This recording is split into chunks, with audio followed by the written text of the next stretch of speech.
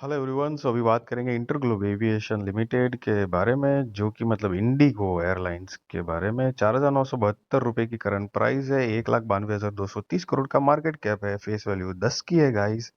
And अगर peer comparison में देखते हैं तो services, transport services, airlines industry में कंपनी का बिजनेस इन्वॉल्व है, जिसके अंदर सेक्टर लीडर भी है गाइस। और आप सब जानते होंगे कि पिछले कुछ दिनों से काफ़ी कंट्रोवर्सी में है ये कंपनी। कुछ फ्लाइटें कैंसिल हुई है, काफ़ी मतलब पब्लिक जो है वो परेशान हो गई थी।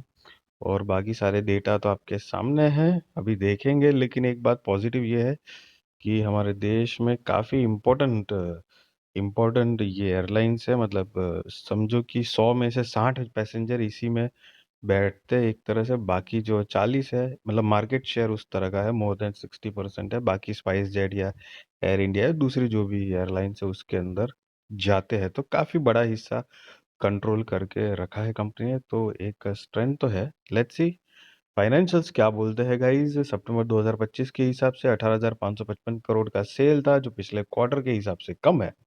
सब कुछ काट कूट कर नेट प्रॉफिट नेगेटिव 2,614 करोड़ की लॉस है गाइस कंपनी को, जो पिछले क्वार्टर मतलब पॉजिटिव था, प्रॉफिट में थी। तो ड्रास्टिकल एक चेंज दिख रहा है।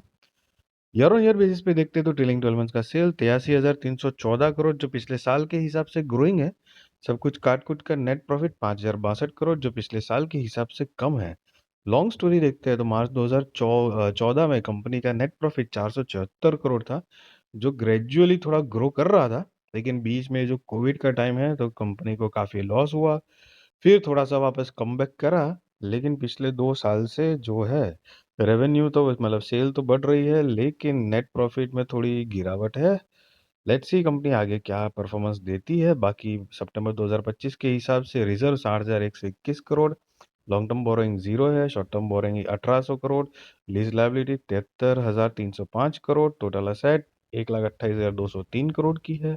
प्रमोटर्स की होल्डिंग सितंबर 2025 के अकॉर्डिंग 41.58% है। DIIs 28.44, sorry, FIIs 28.44, DIIs 24.58, government 0.07, public 5.32% है गाइस। सो गाइस, पहले किसी भी तरह का बायोसेल रिकमेंडेशन नहीं है गाइस।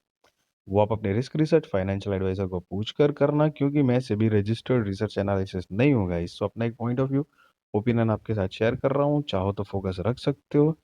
सो गाइस देखो, कंपनी प्रॉफिटेबल है बट नेट प्रॉफिट गिर रहा है। फाइनेंशियल काफ़ी अप डाउन है। बाकी ठीक है, डेटा एफआईडीएस ये डिसेंट तरीके से लार्ज कैप कंपनी है, चाहो तो फोकस रख सकते हो। किसी भी तरह का बायोसेल रिकमेंडेशन नहीं है गाइस।